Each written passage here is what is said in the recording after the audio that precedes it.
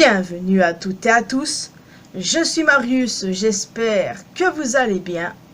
On enchaîne les bangers en ce moment, c'est incroyable et bordel que j'ai hâte de voir la suite. Après là, je ne sais pas pourquoi, je pense que dans le prochain chapitre, on va définitivement passer à autre chose, c'est-à-dire retourner sur Egghead. Je ne sais pas pourquoi, mais je le sens tellement cette fois. Il est vrai que j'ai dit ça la dernière fois, hein. Et au final, je me suis planté.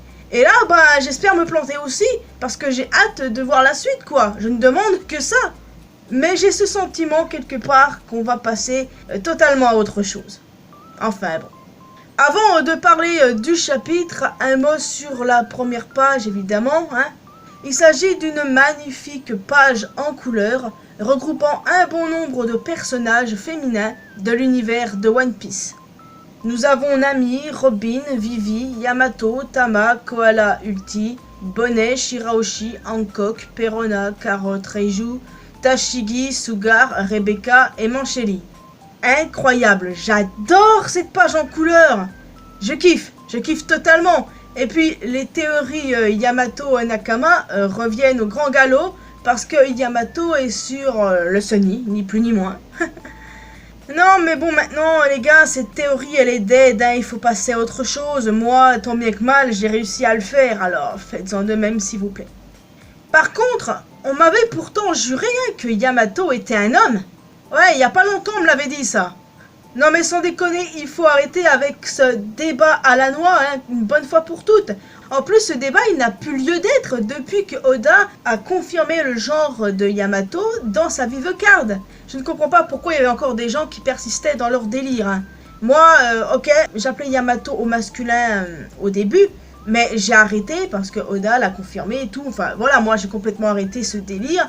Et je disais à qui veut l'entendre, évidemment, que Yamato était une femme.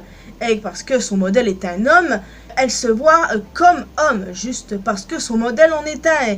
Et les gens, ils comprenaient pas, ils allaient dans le sens que Yamato est un personnage trans, que c'est un homme, enfin, ce genre de délire. Mais au final, ça n'a plus lieu d'être, et là, Oda le confirme de nouveau. Et qu'est-ce qu'il vous faut de plus au final?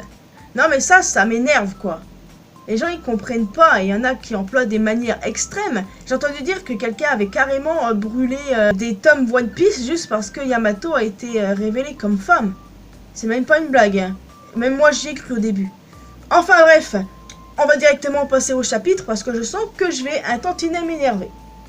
Le chapitre commence avec Sabo qui rencontre Bonnet et avec qui il va faire équipe pour sauver Kuma. Bonnet a une confiance totale envers les révolutionnaires. Sabo finit par trouver les fameuses clés et les remet à Karazu. Ensuite, il entend des gardes du château mentionner une certaine salle fantôme et que ceux qui ont vu cette dite salle disparaissent mystérieusement. S'agit-il de la fameuse chambre froide où se situe le grand chapeau de paille?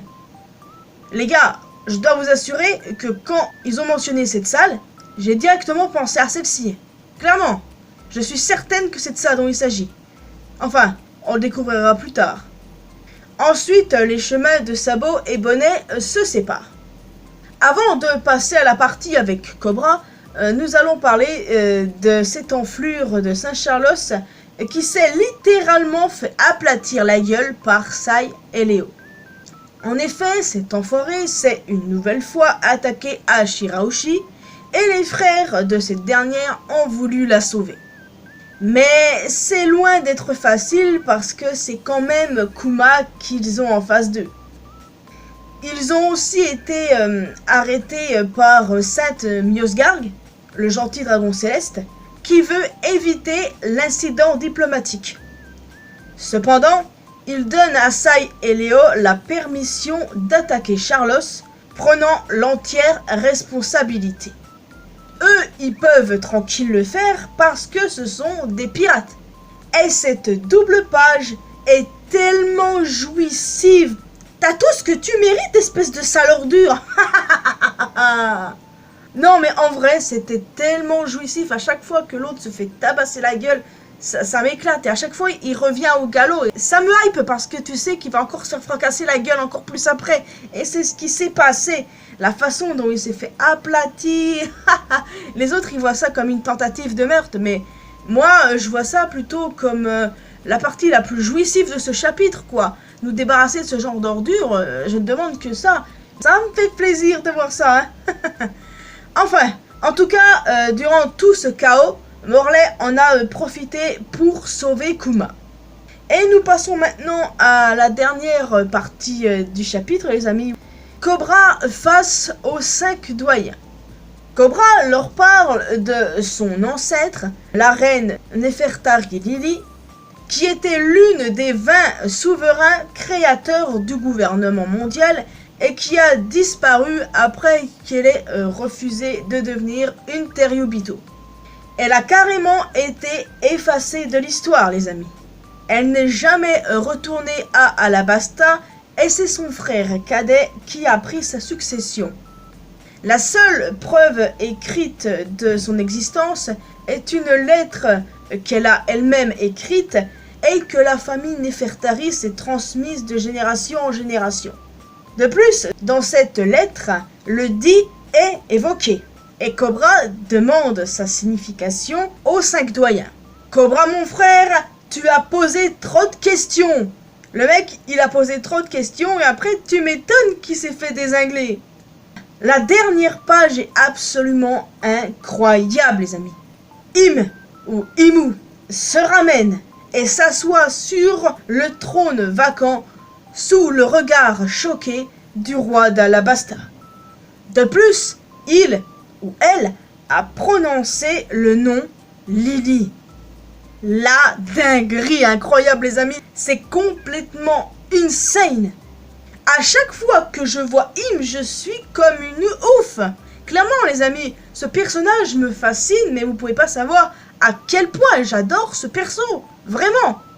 Ce sera le plus gros FDP du monde, bien entendu. Après tout, je pense qu'on est tous d'accord pour dire que c'est l'antagoniste ultime du manga, mais ce personnage me fascine énormément. Je me pose des tas de questions avec ce chapitre, les gars.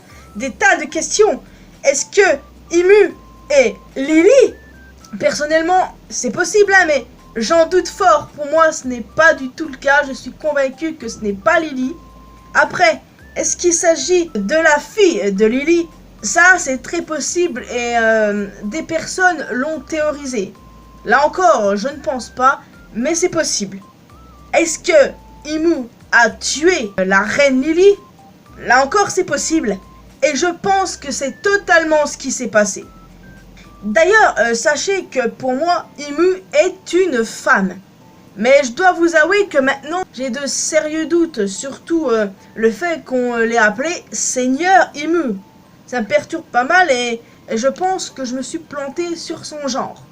Mais bon, pour l'instant, je reste sur le fait que c'est une femme et si l'inverse est confirmé, bah tant pis, je l'accepterai. Bah j'ai pas trop le choix.